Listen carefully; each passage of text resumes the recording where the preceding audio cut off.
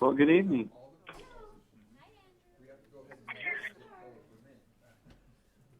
All right. Jamie, we have everybody. We're ready to go, or need some more time? Okay.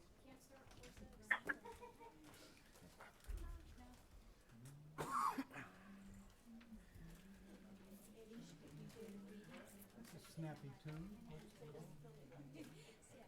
Easter parade. Okay. Do you remember? But it's not Easter. It's just what pops in my head. Hey, we got a full house. No kidding. I'm scared out here.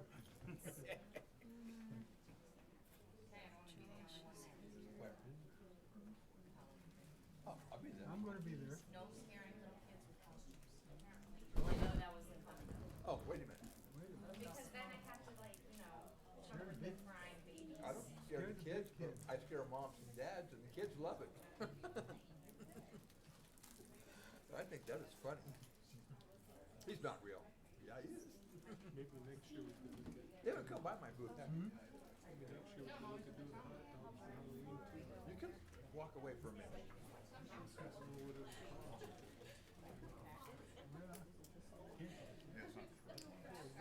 Probably got what, 4,500 people? Hey, If you got those cheap hot dogs. I'd like to bring the meeting to order. Please join me for the Pledge of Allegiance. I pledge allegiance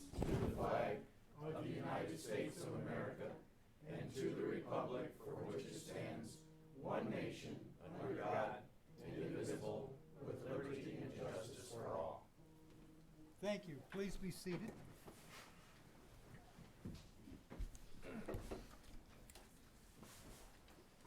Could you give me a roll call, please? Certainly. Good evening, everyone. All right, Councilmember Kelly, on deck. Councilmember Turner, Here. Councilmember Perkins. Here. Councilmember Mendoza. Here. Councilmember Best. Here. Vice Mayor Miller. Here. And Mayor Croft. Here. Introduction, presentation, and proclamations. We have none of those. Call to the public. Call to the public's an opportunity for the public to address the council on any issue within the jurisdiction of the council that is not on the agenda. Public comment is encouraged. Individuals are limited to speak for 3 minutes. The total time for call to the public may be up to 30 minutes per meeting. Council action taken as a result of public comment will be limited to directing staff to study the matter, scheduling the matter for further consideration and decision at a later date, or responding to criticism. Ms. Daniels, would you like to come up and? Absolutely. This is Cindy Daniels. She's a vice superintendent. Well, that sounds like I'm in charge of vice, but it's really assistant. So you're good. Well, he's a vice mayor, so he, Well, we don't want to know about that. thank you, Cindy. So, good evening, council, mayor, vice mayor. My name is Cindy Daniels. I'm the assistant superintendent for the school district, and I'm not here actually in quite that capacity tonight. I'm here as a member of the board of the Chino Valley Education Foundation. So a little over a year ago, the Chino Valley Education Foundation was founded. It's a 501c3, and the purpose of the foundation is to support the students, staff, and families of Chino Valley Unified School District. Because the foundation is a 501c3, it allows us to apply for some types of grant funding that the school district is not eligible to apply for. For example, it's not widely understood that schools in Arizona are not nonprofits. And so a lot of granting entities only make grants available to nonprofits, and schools are not nonprofits. Seems counterintuitive because we're not in the money-making business, but that's how it works in Arizona. So a lot of school districts have foundations that exist to be able to support and encourage projects or opportunities inside the district. So I wanted to share with you tonight just a couple of the main projects of the foundation so you'd better understand what we do. We meet every other month, the first Thursday of the month, so we'll be meeting next Thursday. And I believe Maggie, the new development director, will be joining us on the board of on the foundation board, which I think is a terrific opportunity to kind of work together from different entities to support lots of opportunities in our community. So some of the things that we support are, I know that Addie was here talking to you about the Green Bag Project. Green Bag supports the weekend meal bags for students, but so does the foundation. The Hungry Kids Project receives quite a bit of grant funding through the Arizona Community Foundation and other granting entities because they fall under our umbrella. That enables them to pursue the grant funding. We also support extracurricular activities for students who are unable to maybe pay to play, or for field trips, or for things like college application fees, registering with the NCAA or the NAIA for students who want to go on to participate in college athletics but can't afford the fees that go along with becoming part of those associations for recruiting purposes. The foundation supports that, supports equipment for students who can't afford maybe their equipment for sports trips. We had one gentleman donate to the foundation he learned that we have many students who can't afford to eat when they're on an away game for an athletic trip. And so he went to Subway, figured out that you can get a value meal for $6, and he bought 100 $6 Subway cards for us to provide to the coaches. So when they're traveling with students on the team who can't afford a meal out during an away game, they can just slip them a Subway card so the student has a way to eat. So the foundation exists to support lots of unique projects and needs that we don't always think about that exist in our community. But because we serve a student population of over 65% free and reduced lunch eligible, we also are tax credit eligible, which is huge. So that's the other thing I wanted to share with you. Most of you are familiar with tax credit donations and how those work in Arizona. An individual can give $200 and a married couple can give $400 per tax year, and that directly reduces their state tax liability, which is a wonderful thing. But there are also charitable organizations for which you can give $400 as an individual or $800 as a married couple, in addition to what you do for a school. And there are organizations like Big Brothers and Big Sisters that are tax credit eligible, but Chino Valley Education Foundation is as well, which is fantastic news, because I always say this, I know this is a bad place to say this, but I'm going to say it anyway. When I'm talking to people about tax credit donations, the first thing I say is, so are you happy with how the government spends your money? Cindy, Yes. up here. Yes, I know, we have a minute. No, just Oh. please address the council, Yes. not the public. Okay. Thank you. So I just wanted to let you know that most people don't say they're happy with how the government spends their money, and I know that includes school districts too. So I wanted you to know that when I share with people, you can redirect some of your state of Arizona money to a cause that's near and dear to your heart.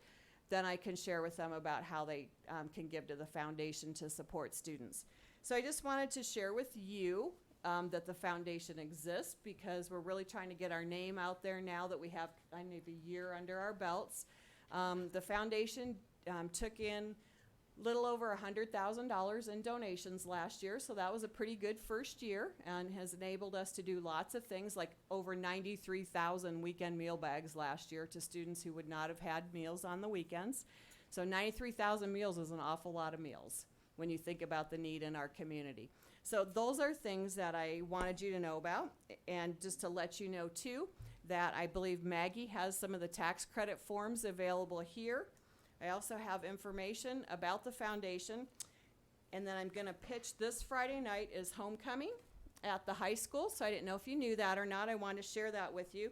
And the foundation will be present at the game selling Cougar Pride stickers. And the stickers are $5. I know it's probably, you're like, but it's $5 to support the foundation. They are really good on water bottles, and they're really good on the back of your vehicle.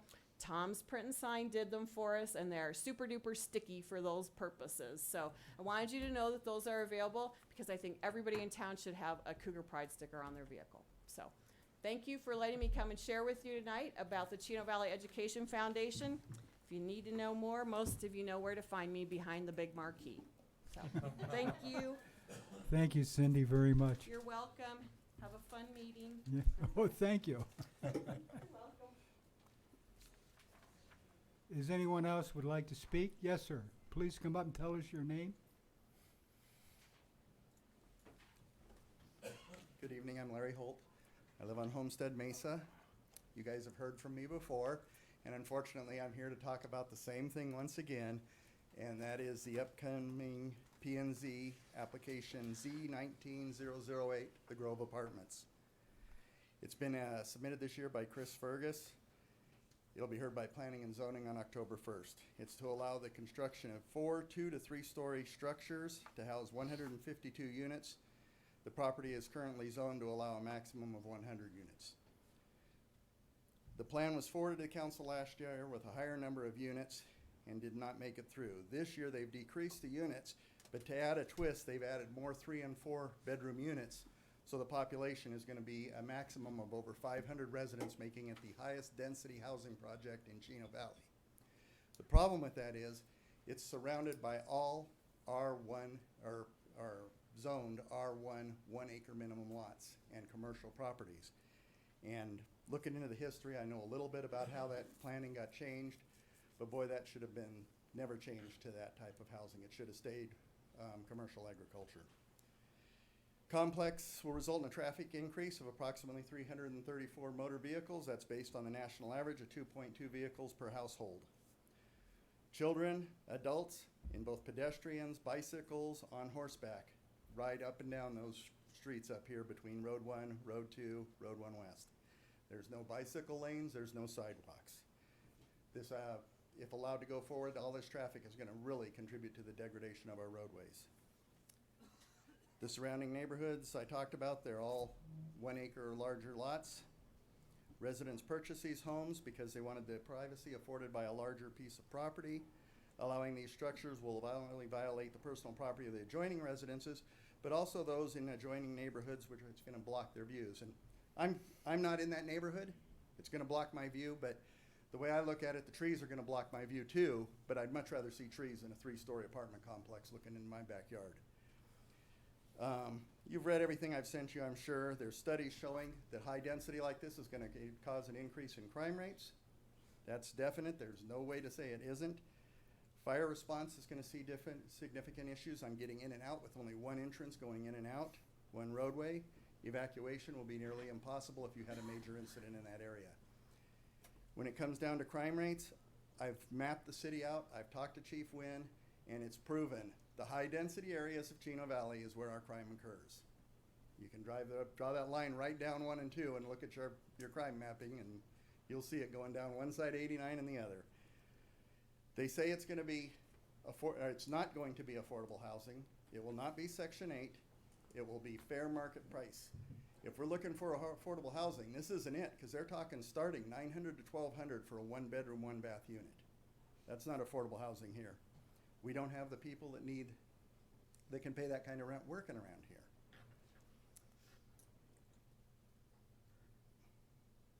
I can get into the fire issue, but I'm sure you guys can talk to the fire department and find out just what that is, but we all know that you can't get to the top of a 3-story building with a ladder truck. This thing was a bad project last year. You guys all recognized it last year. It's a bad project this year. It's going to be a bad project if it comes back next year. I wish there was some way to take a step back and leave the zoning where it was, because that's where it should have been. And I hope next meeting when I'm back, I'm going to have something really positive and upbeat to tell you about the town on some plans we have. So thank you very much for your time. Thank you, Mr. Holt. Anyone else that'd like to speak? Elizabeth?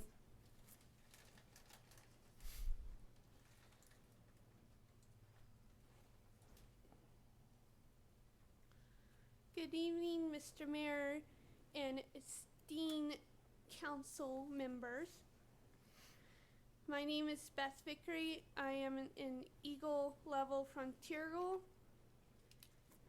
on September 11, my Nana drove me out to the memorial off Perkinsville Road.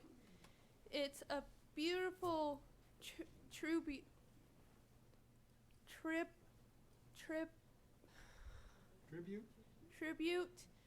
to the first responders that serve our country on that terrible day. However, I was deeply saddened to see there was no plaque with the memorial. There are no signs leading to it. The important monument is hidden from the community. If it isn't going to be placed in Memory Park, it should be well labeled at least. Other adults feel the same way.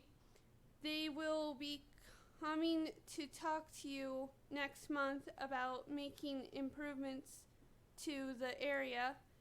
I am hoping to work with them in the future, but right now I am announcing publicly my commitment to getting a plaque for our 9/11 memorial. I will be organizing a fundraiser to raise at least $800 for the 16 by 14 bronze plaque expenses. I look forward to the community support in this project. All right. Thank you very much. Sounds like a good project. We can't discuss it. This is just input. Thank you, Elizabeth. Okay, anyone else that would like to speak?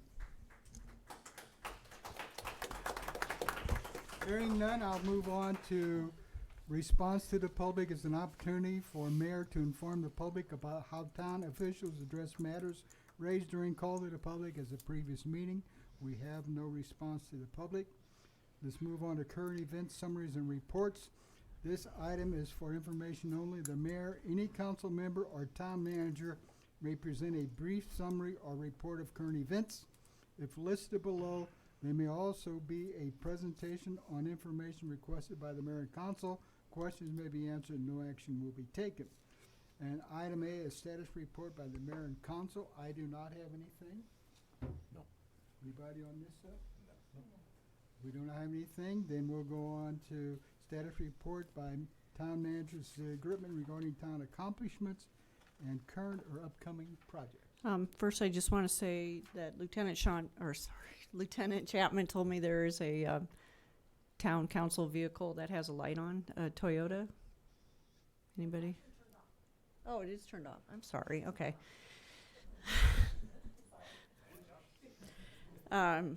Didn't want you to go out to a dead battery. I just wanted to mention to the council and the public that the mayor has asked that we expedite the temporary sign language discussion, so we will have that in a study session on October 15th. We will be inviting the chamber, who will be inviting local businesses to participate in the discussion. Good. 6 p.m. That it? Okay, let's go on to consent agenda. All those items listed below are considered to be routine and may be enacted by one motion. Any council member may request to remove an item from the consent agenda to be considered and discussed separately. Do you have anyone want to move it? Remove 6B. 6B. We'll remove 6B. Any other item? Can we have a motion? I'll make a motion, we approve consent agenda items A, C, D, and E as written. Have a motion, is there have a motion and a second, all in favor say aye. Aye. Okay, let's go to item 6B, consideration of possible action to approve expenditure of GOHS grant funds in the amount of $24,300 for STEP or STEP enforcement overtime related materials and supplies. Just in reading over this, I noticed that Lieutenant Vincent Sean was still on here as the project administrator and just wondered what kind of change we needed to make before we could deal with this. So somehow the grant that you guys have in your packet is actually the grant cycle that we're in right now, which ends September 30th. The new grant is actually 2020 PTS 011, and it's the same agreement in the grant, but the total amount of funds is $15,900, not the $24,300 I believe that we got this year. One more time on the amount, Randy, please. A grant for this year will be $15,900. Thank you.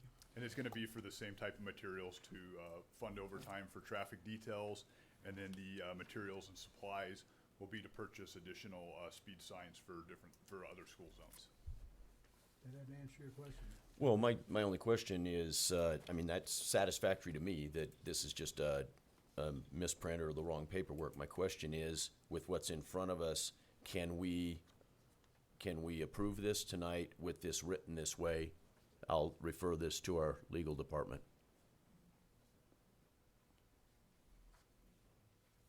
And the legal department had to take his phone off mute before he could answer.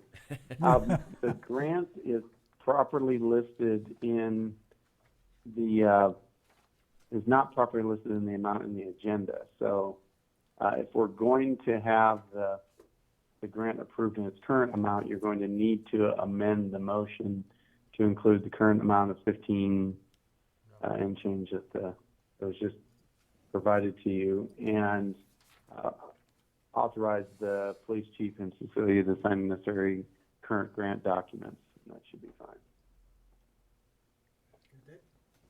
Is that okay? Yeah, Okay. it's good.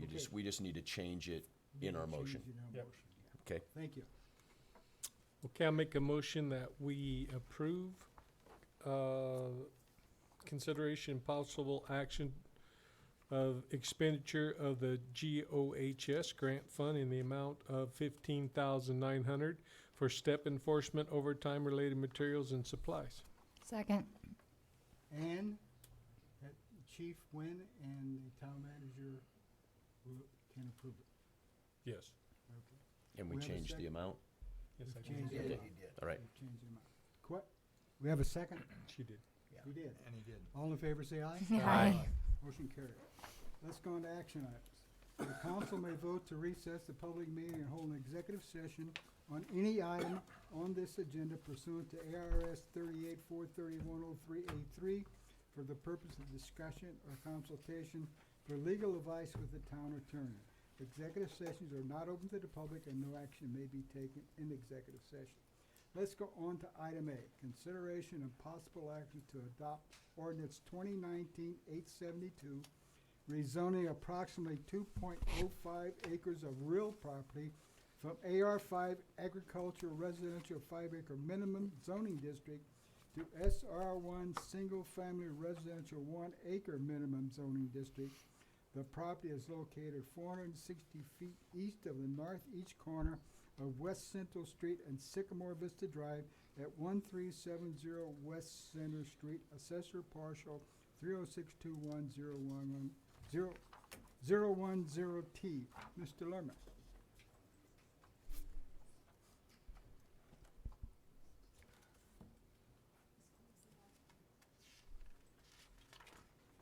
All right, good evening, Mayor, Vice Mayor, Council. We have an item by the Lasser family. They're requesting to rezone their property.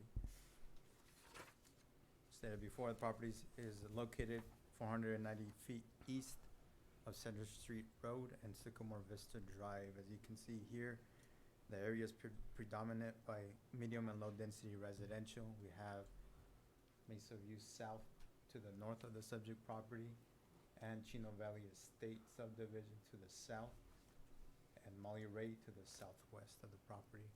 So basically this area is, like I stated before, is dominated by residential, medium and low density residential.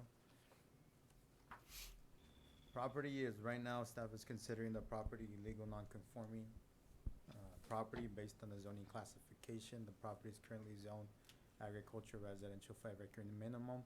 Lot size of the property is about 2.2 acres. They're requesting to rezone their property to the closest zoning that's being supported by the surrounding properties, which is single-family residential 1 acre minimum. The property is accessed through Center Street Road, and there is a 12-inch sewer line along Center Street Road, so it is abutting the property. Applicant submitted notices to surrounding properties within a 300-foot radius, resulting in 14 letters. They conducted a neighborhood meeting here at Town Hall on August 7th, 2019. There were no attendees at said meeting. The item went before Planning and Zoning Commission on September 3rd, 2019. During said meeting, commissioners had questions about condition number 2 and 3 that staff was recommending.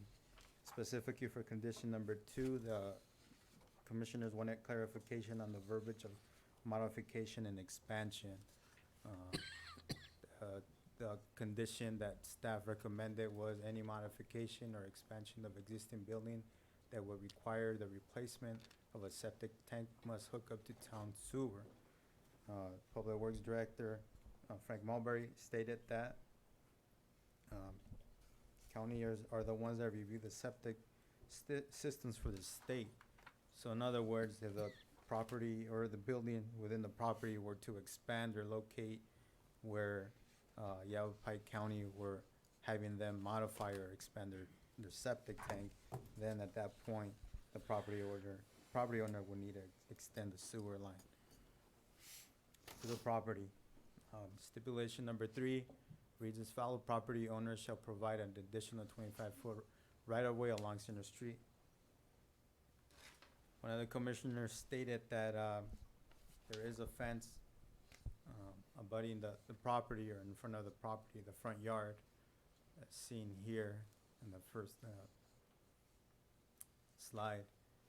He wanted to know if that additional 25-foot would be abutting that fence line.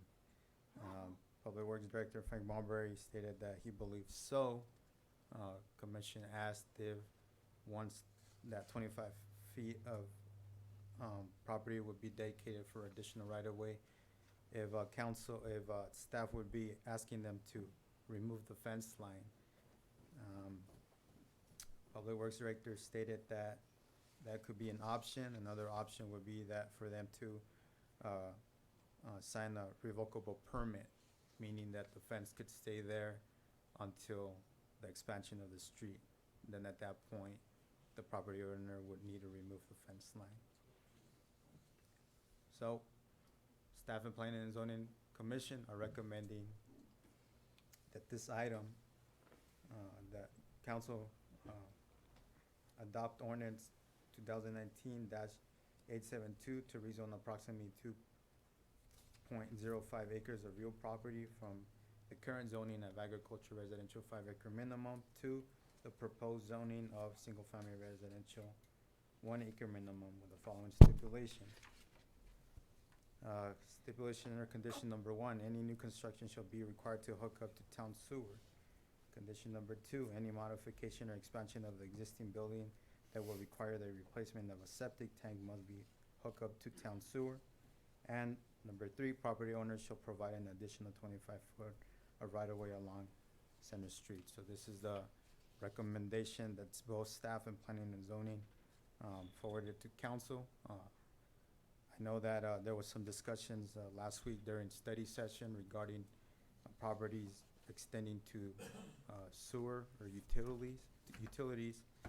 So I will leave it to council if they want to remove condition number 1 and 2 or leave it as is, as staff and Planning and Zoning recommended for the recommendation. Just questions, comments? Do we have the property owners here as far as? Property owner here? Yeah, he's back there. Please come up.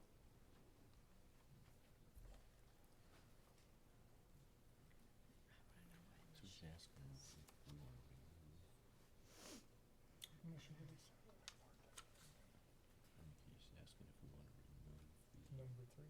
That he has to hook up to the sewer, then say no if they expand.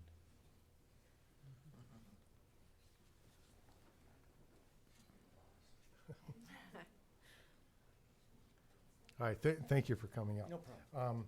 On these recommendations, are these recommendations all right with you? Or do you have objection to them? Well, the only question we have is we have an existing mobile on the back of the property, which is gonna be pulled off, and it is on a septic system by itself right now. Right. And they plan, it's my kids, they plan on building a house there. Now, are they still gonna have to, hook up to the sewer, or can they use the existing septic tanks? I'm getting a nod, yes, it sounds like that Oh, no. they would be. I'm sorry. It's okay. It sounds like that would then include them hooking to the Existing. sewer at that point. Okay, Okay. because there is a That's the only question we had. Okay. Mr. Marbury is our town engineer, he's gonna come up and And that sounds like that's not a big deal though to you, correct? No problem at all. I Okay, have one question. What initiated this zoning change request? What initiated the zoning change request? My kids lost their house in 2008. Mm. That's a lot of them did. Yeah. And it's really been hard for them to get refinanced and everything, and so I'm getting older, my wife's getting older, and we're both kind of crippled. Not at all. Okay, I'm 25. and Every year. the 2 acres is too much for us to keep up. And Okay. they said, well, if we take half of it, we can build our house back there and take care of mom and dad. Yeah. And I said, sounds good to me if we can get it through the city. And everything else around us are all 1 acres anyway. And Okay. why we're on 5, I don't know. That part is wrong. Okay, thank Okay, you. My that's question's all. answered. our Development Services Director, what do you? Excuse What's the question? Oh, no, he I didn't have answered any what I question. had. Oh, the mayor was, Yeah, I wanted you to, Oh, is there I any do problem have- with what they wanna do? If they move the trailer, can they hook right back up to the septic system? no, No. the conditions, stipulations would require them to connect up to the sewer. But the sewer is right in front of their property already. The one in the back. They'll be in the back. How about Well, that would be extensions through private property, but the sewer is available. Okay. Frank can, One, Josh, one other on your end. That fence up front, I haven't heard of that. There's an agreement so that they can leave their fence up front, Until the road gets. yeah, we're until the look, road gets built. yeah, we're looking at a revocable permit, so that fence can stay up until such time that the town improves that road, which I can't see that in the near future, so. I have a piece of property that applies that same way, and it's nice that you can then keep it maintained out there yourself and keep it looking nice. So that's So great. I don't wanna overspeak, the whole sewer question, so I'll turn it over to Frank. We're confused on who's sewer and who's, well, doesn't make a difference. You're confused, we're not. Sure, and not confused. Mayor and Council, just to muddy the waters even more, the answer is it depends, because the lot is not split, so you don't know, I don't know exactly where the lot lines are, but generally, if it's new construction on a lot that has frontage next to a sewer line, we're taking this from staff's point of view that they need to connect to sewer for any new construction. If this lot is split in such a way that it doesn't have road frontage and there's just an easement going back there, my understanding from the study session last meeting was not to restrict that, and to, if the county allows a septic there, to let them put in a septic, or if they wish to extend the town sewer at their expense, they would have that option, but it'd be up to the property owner. And the reason these stipulations are different is these stipulations came in before the study session, so we didn't had that discussion after these stipulations went through planning and zoning. So that's where Alex said, talking about, and of course you always have this discretion to do as council directs, ensure the elected leaders of this town. So, but we just wanted to point that out, that these stipulations were made prior to the discussion from the study session, if they seem a little confusing or different than what was discussed at that time. My understanding is, as the property is now as it is not split into two different parcels, that you would need to run sewer to a new structure in the back of the replacement, the home instead of the mobile home. And then after, if you did proceed to do a lot split, then at that point the terms would change. Am I correct in The that? terms could change depending on where the lot lines lay. We don't usually allow or require sewer lines. You don't want them going across other people's property.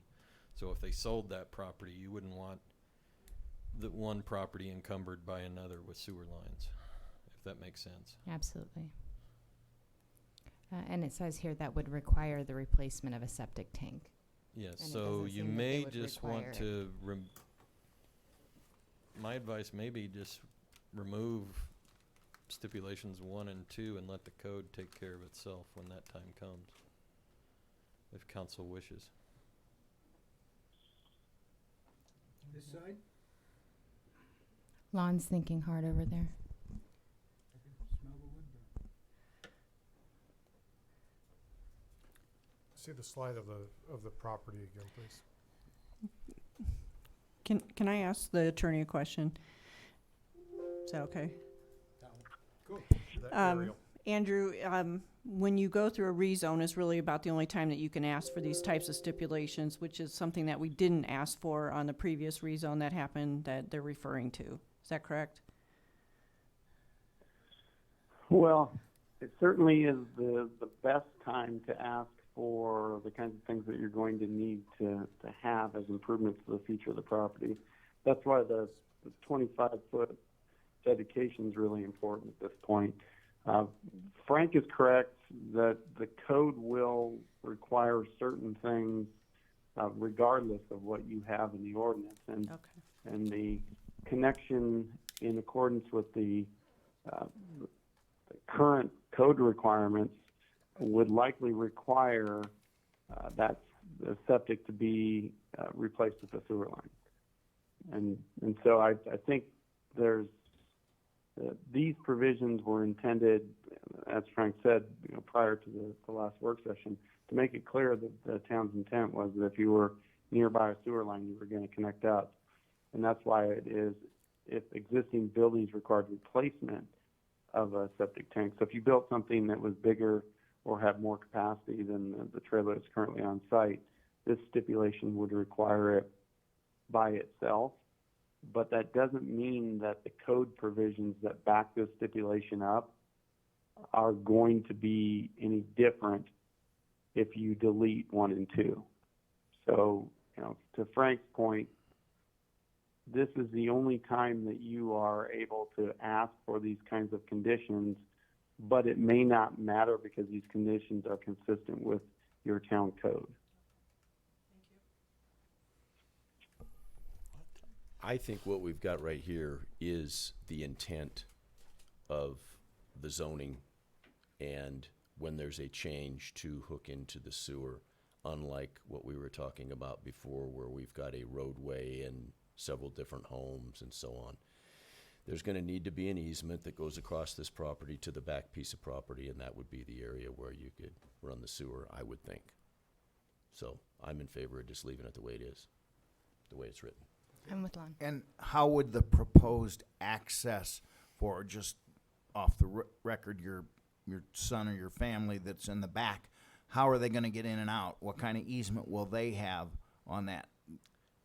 That's on the same theory. I can maybe answer that for the family.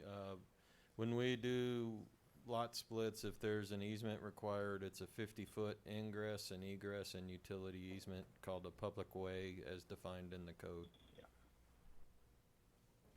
So is this lot Just going like to have the ones that? for the other lots. Is this lot going to have that? If they split an east-west line, it will. That's what they're doing. So you're going to have a north half and south half. Right, if they do it that way. So I never we'll- say what happens until it's recorded. This is just zoning, they're not splitting yet. But I'm sorry, that's what they just said. Was what I was going by. He's just saying. Right, but people tell me a lot of things and then don't do them, so. Just play it safe. I go for leaving it as written. Yep. Yeah, and they seem to not have any objection to it, so let's leave it Is the way there a it is. motion? Yeah, where's it at? Right there. 7A. Thank you. I'll make a motion, we adopt ordinance 2019-872 to rezone approximately 2.05 acres of real property from AR5 zoning district to SR1 zoning district with the conditions recommended by staff. I have a Second it. motion. Do I have a second? Second it. Motion is second. All in favor, say aye. Aye. Opposed? Motion carries. Let's move on to B. Thank you. Thank you very much for coming and speaking to us. Consideration possible action to approve the Town of Chino Valley Personnel Policy and Administrative Guidelines Manual, Town Vehicle Use Policy Number 465, revision dated September 24th, 2019. And Good that's our evening, Mayor Human and Council. Resources Manager.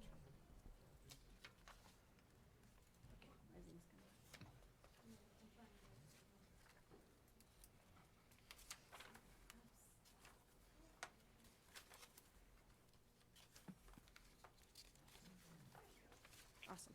All right. Okay, so, town use, vehicle use policy. It's been about 17 years since we've looked at this policy, so it's time to look at it. We didn't actually make a lot of changes, to the policy. So I have a list for you. The first thing that we did in the HR department was we sent out a request to the Arizona HR Network Group requesting what other entities have in their vehicle use policy to make sure that we're in line with other entities and we're not asking for things that are inappropriate. Just feels so weird when this is right there. So that was the first thing that we did. So the provisions of this policy apply to all town employees and elected officials. The assignment of all department vehicles is based upon job description and department need. Department heads who have vehicles available for work purposes in their departments may assign those vehicles in a manner that's consistent with workload and employee function. And this is just a reiteration, town vehicles and equipment shall only be used for official town business and personal use is prohibited. And it does currently say that in the handbook as well. So the primary changes that took place are listed here. It clarifies that the driver's license requirements and experience. It notifies staff that the town reserves the right to utilize a GPS tracking system on all town vehicles. We currently do not have one, but if we have one in the future, the objective is to ensure that the vehicles are used as efficiently as possible. It reiterates the responsibility of the employees driving town vehicles to obey all traffic laws, parking regulations, ordinances, and laws. It clarifies the requirements for take-home vehicles. It also outlines the internal revenue code for the use of business vehicles as a taxable fringe benefit. And it also includes that new state and local law pertaining to the use of cell phones, basically, portable communication devices. So those are the primary changes that took place in that policy.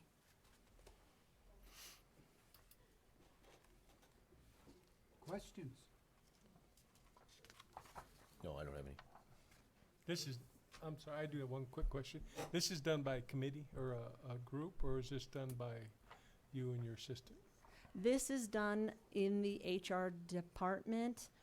We don't have a committee that does it, and that's why the HR department sent out a survey to the HR network in Arizona of all other municipalities, asking them, what do you do to make sure that we're in line with like entities and we're not asking for something that's inappropriate or out of line. You try to line up with the majority flow there. Yes. Okay.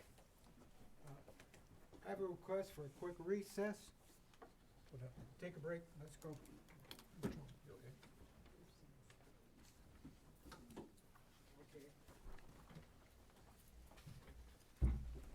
Randy?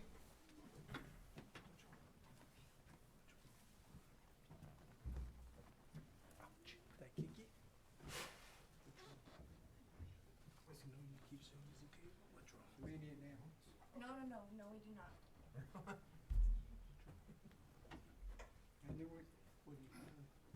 What are you feeling? You keep saying you're okay, but you won't tell me what you're feeling. Okay. I'm not. I'm gonna call your friends just 62. Okay? I'm just gonna have them drive over here real quick. Okay?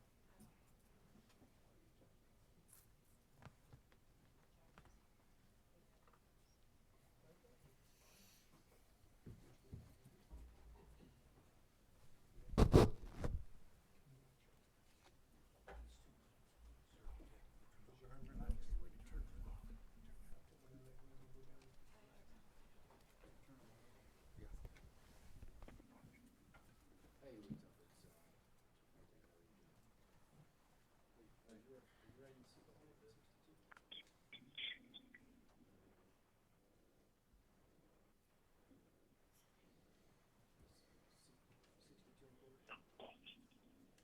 Okay. Can you hold on quick? That's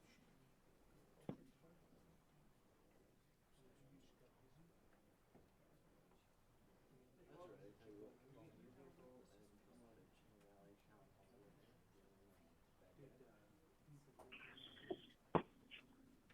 a med bag? Do you have a med bag and a BC vehicle? I don't have anything in mind. Yeah, if you could just drive over Yeah, to that's Chino probably Valley a good Town idea. Hall. They got medical personnel coming. Yeah, we can Do you know where the old 64 is?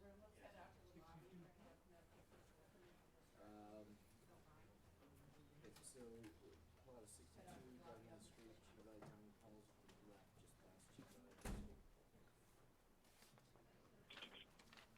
Yep. Okay, cool, thanks.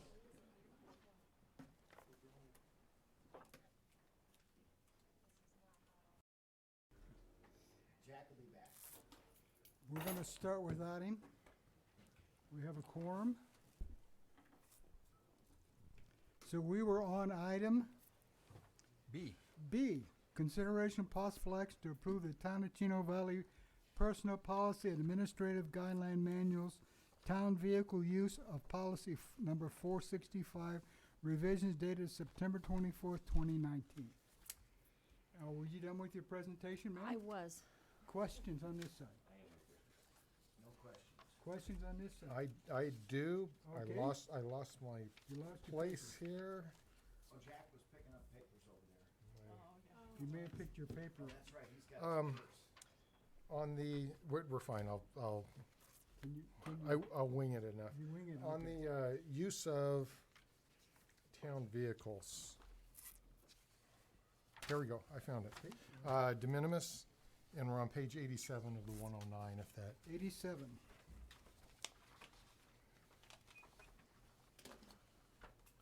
Shoot. No. We haven't, we're on B, Go. not C. Okay, Well, I'm sorry. There, you're right. Okay. What? Are you with me there, Laura? What page is it on the policy itself? Page 3? I can't- Policy, page 3 of 5? Okay.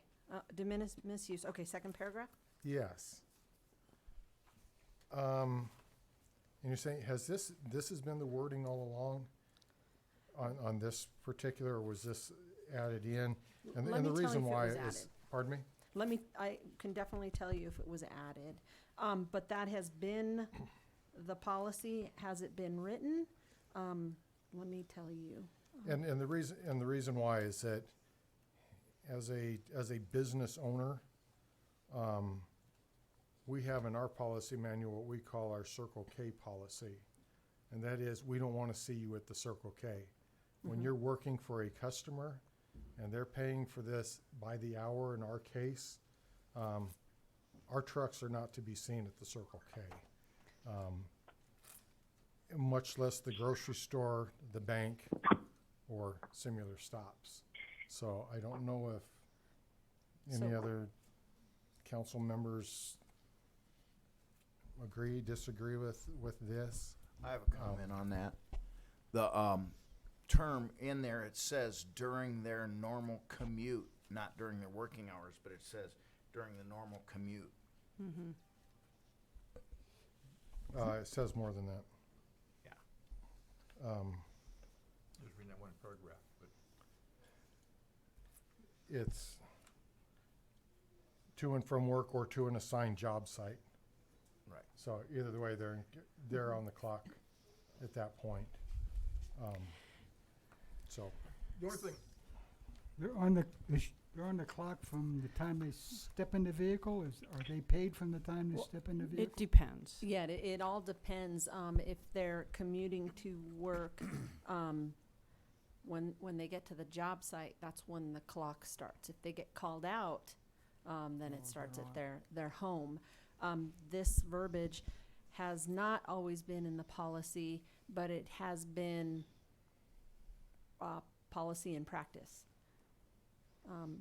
So we do allow de minimis use of vehicles if you're driving home and you want to stop off at Safeway and grab some bread and milk and butter.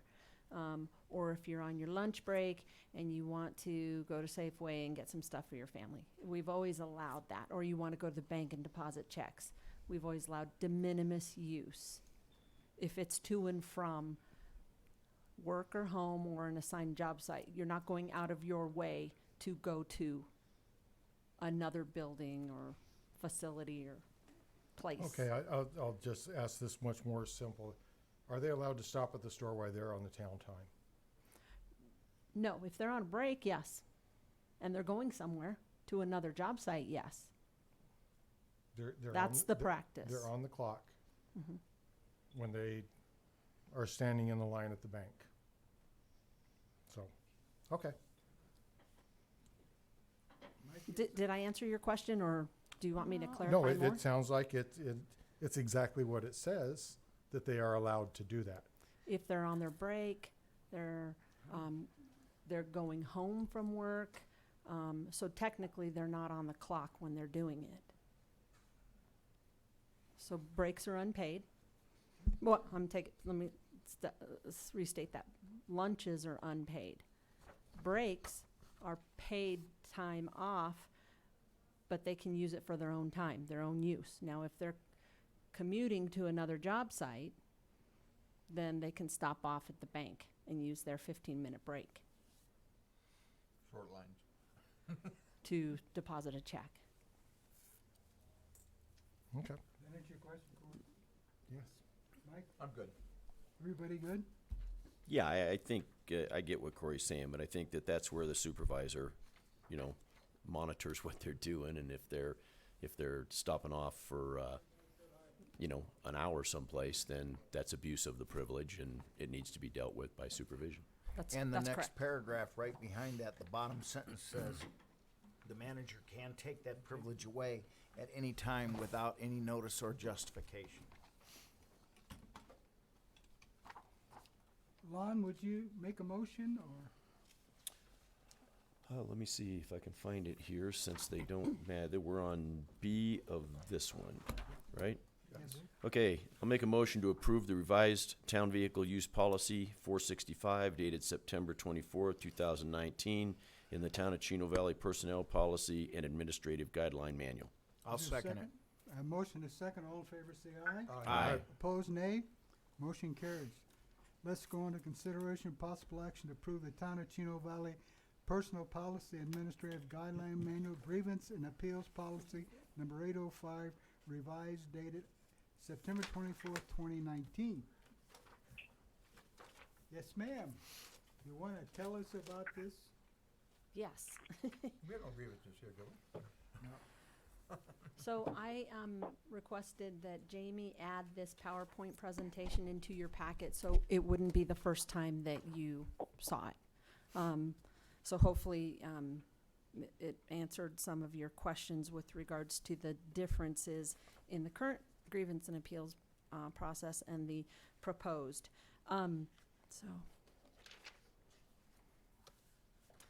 So while the current process for the grievance and appeals was established for regular employees to provide just and equitable methods for resolution of complaints and problems and other concerns, it has proven to be somewhat inefficient and cumbersome.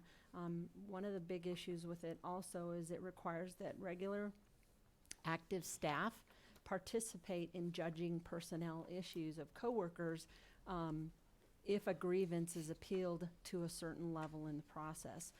So the new proposed process will continue to provide regular employees with that just and equitable method for resolving complaints and problems, but it's going to be done in a more effective and efficient manner, we feel.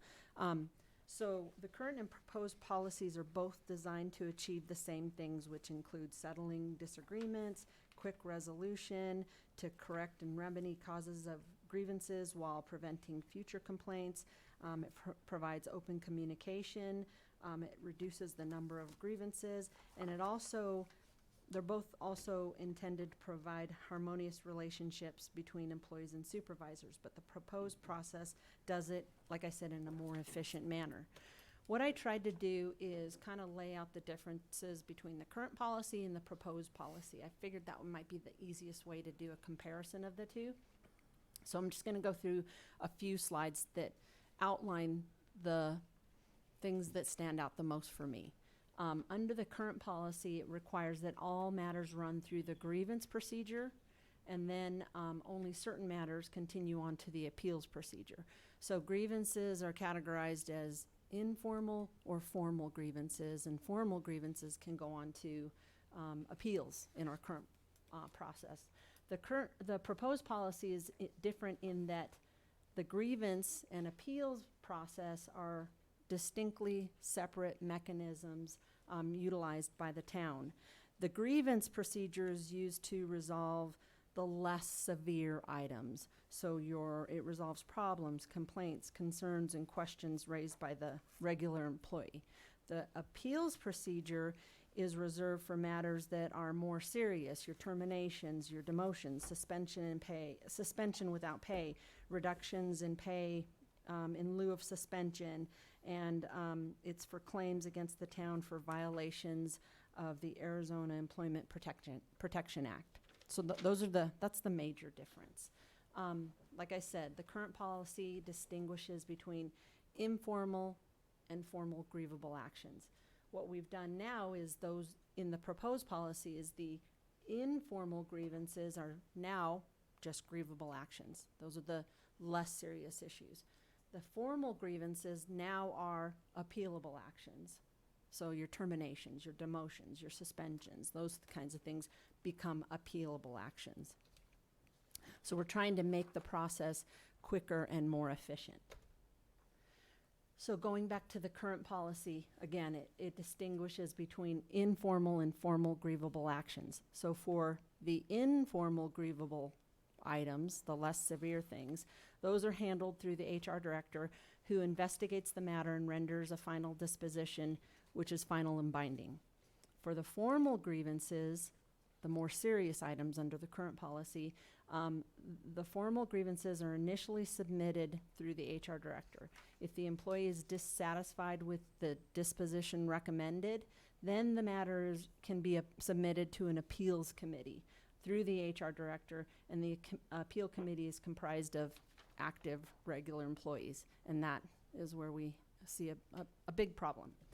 So the proposed policy offers a grievance process which involves the following. And again, the grievance process in the new policy is for the less severe things. So we try and start at an informal level, which begins with the immediate supervisor. We call that the first level. And if it's not resolved at that level, then we escalate it to the department head, which is the second level. If it's not resolved at that time, the final review will be done by the town manager through the HR director. The town manager or designee will render a final decision. For grievances, they may not be appealed to a hearing officer. And each circumstance, we escalate it to the next level, but we try and resolve things at the lowest level when possible for the grievance process on the new policy. So going back to the current process and discussing the appeals process, the current appeals process, that involves establishing an appeals committee comprised of 3 regular active employees who are appointed by the town manager. That appeals committee, who is basically coworkers, is presented with evidence, testimony, and sworn witnesses at a hearing process. The appeals committee then renders a decision. If all the parties agree with the decision and recommendations, then it becomes binding. One thing about our current policy is the employee can elect to have the hearing be public. So now going to the proposed policy. So it involves an appeal method where an appeal is submitted in writing to the HR director. Then I would notify the town manager and an independent hearing officer, so somebody separate outside of the town. The town will establish a list of at least 3 attorneys who are licensed and in good standing with the State Bar of Arizona and have at least 5 years of experience and knowledge in municipal law and or employment law. So the duties of the independent hearing officer would basically be the same. They would actually have pre-hearing duties, and then they would preside over the hearing. And they would be presented the same as the current policy with evidence, testimony, and sworn witnesses. And that hearing, too, is closed unless the employee or appellant requests that it be in a public forum. So that doesn't change. Okay. So in the current process, grievances are processed until A, the employee is satisfied, B, the employee feels or fails to comply with the requirements of the grievance or appeals policy, or until the rights of the appeal has been exhausted. Once the grievance and appeals are concluded, the matter is no longer subject to further review unless one of the parties seeks binding arbitration as it's listed in the handbook. Under the proposed process, the appeal process involves having the independent hearing officer submit findings and recommendations to the town manager. The town manager or their designee will review the findings and recommendations of the independent hearing officer and inform the employee or the appellant of the decision, and that will be final in this proposed policy. So in both the grievance and appeals process in the proposed policy, the town manager has the final decision. And it's just at different stages in the process. So for the formal grievance process, the less serious things, they make the final decision and it doesn't go to an appeal. And in the appeals process, the more serious matters, the independent hearing officer provides the town manager with information and she makes the final decision. Those are the major differences. Everything that was grievable before is still grievable. Everything that wasn't grievable is still non-grievable. We've just changed the process to make it less cumbersome, more efficient, more timely. We eliminated staff. We replaced them with experts in municipal law and employment law. Yes, sir, go ahead. Is there a provision, should the grievance be actually against the town manager? Because in so many of this, the town manager is the key person involved. Is there a provision for that? So the town manager is under a contract. And she reports to, or the town manager reports to town council. So I guess, Andrew, if you can kind of help me answer the question, my assumption is they would still have the same rights, but if they wanted to grieve or appeal, it would be to town council and then they would have the same rights. Well, if someone has a grievance against the town manager, the grievance can be filed the same way as the grievances are filed in the process. And it still is going to end up with the town manager at the end of the day, but that is then once the process is done, that employee could certainly seek a different avenue. It's difficult to have the council involved in personnel matters and grievance matters involving the individual employees because you all don't have authority over them. And so they're in these policies when they're updated that we do not usually include a policy to allow for grievances by employees to the town council. So, and I think I took it a different way. Does the town manager, if the town manager has a grievance or an appeal, but what you were saying, if an employee has a grievance against the town manager, who then has the final say? I worked for a company that had a process that the final step was at the board of directors. Every grievance went to the board of directors. Wow. You could guarantee somebody filed a grievance, they would not stop till it got to the board. We changed it because they were really busy with grievances. Mhm. So the person that was responsible when I changed it was the general manager of the organization. And he or she had the final say. So in the new policy, it says town manager or designee.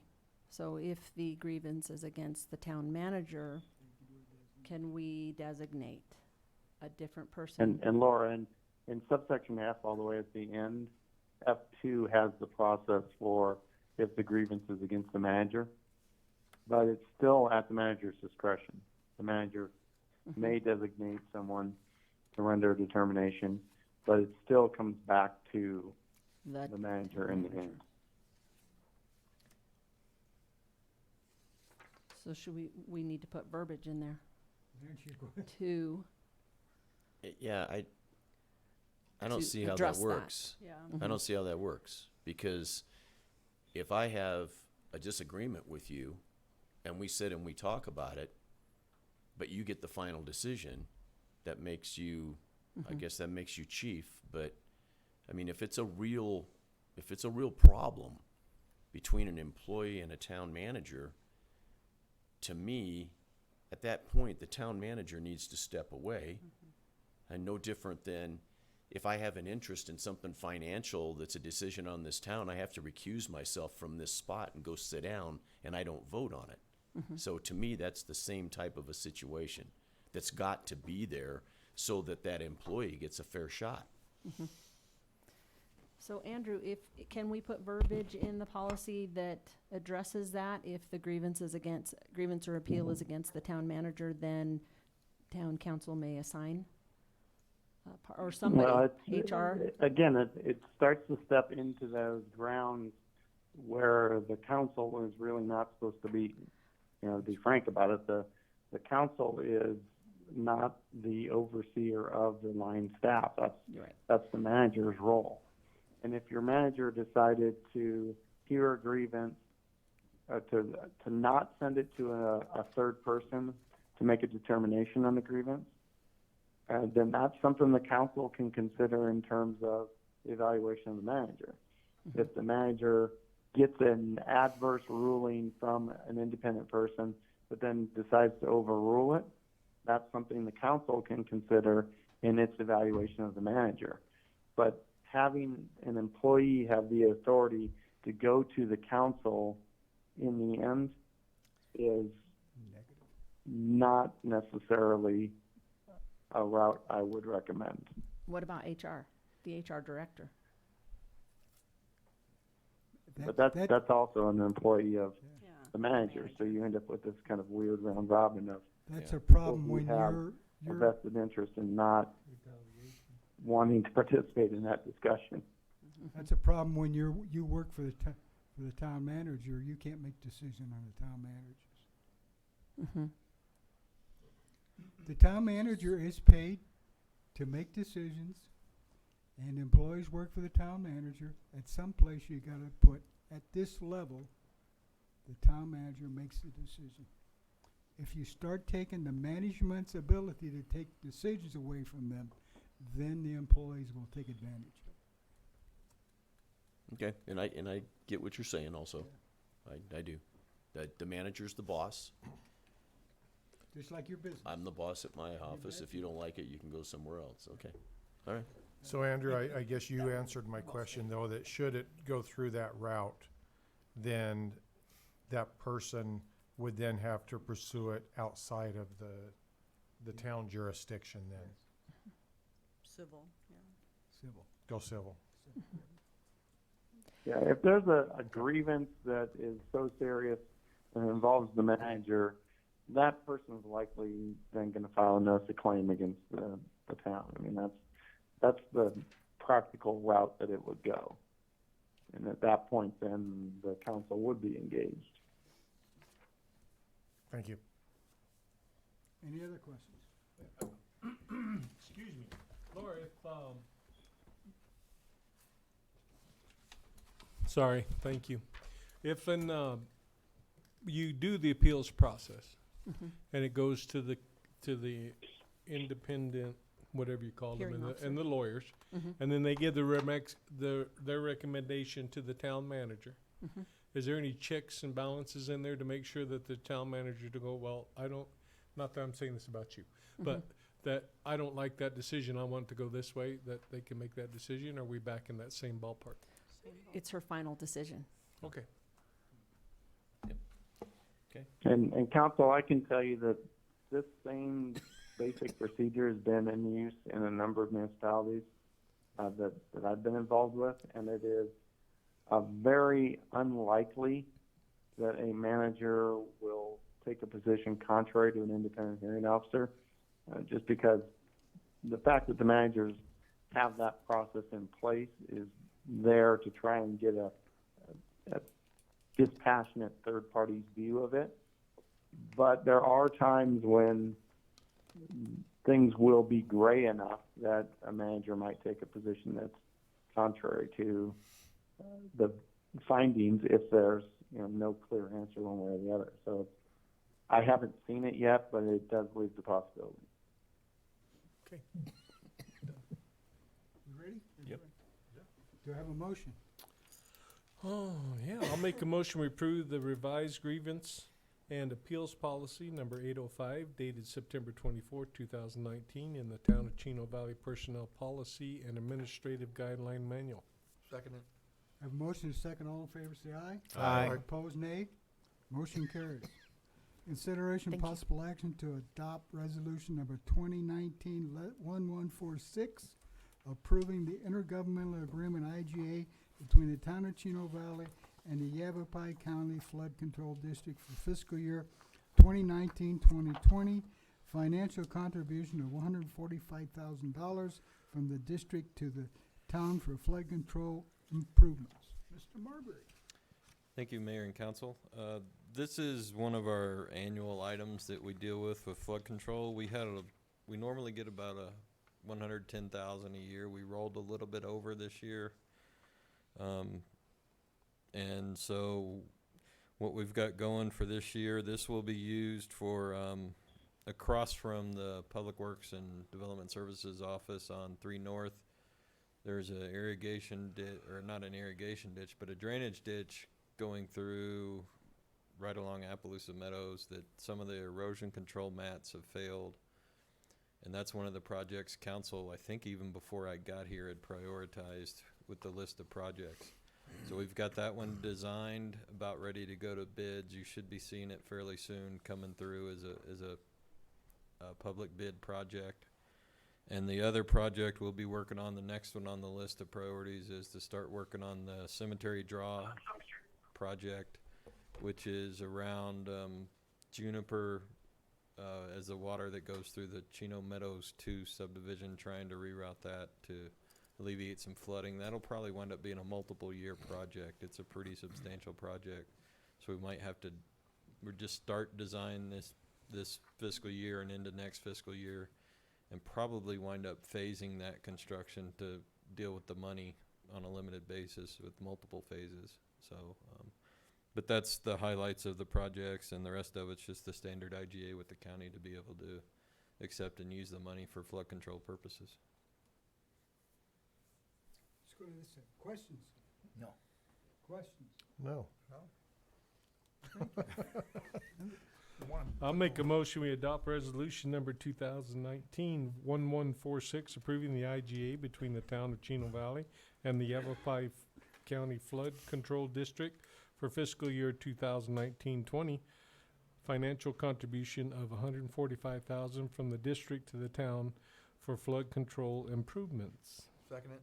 All in favor say aye. Aye. All opposed? Motion carries. Executive session. Council may vote to recess the regular meeting, hold an executive session which will not be open to the public for the following purposes. An executive session pursuant to ARS 38431031A1 for discussion or consideration of employment, assignment, appointment, or salary of the town manager. I make a motion, we go into executive session. Second.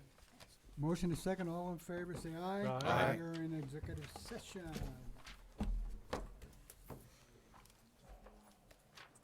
Andrew, Yes, ma'am.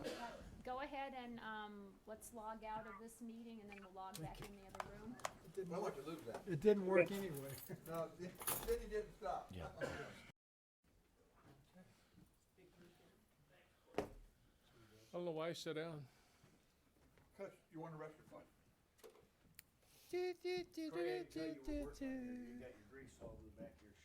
This one is one of them permanent marks.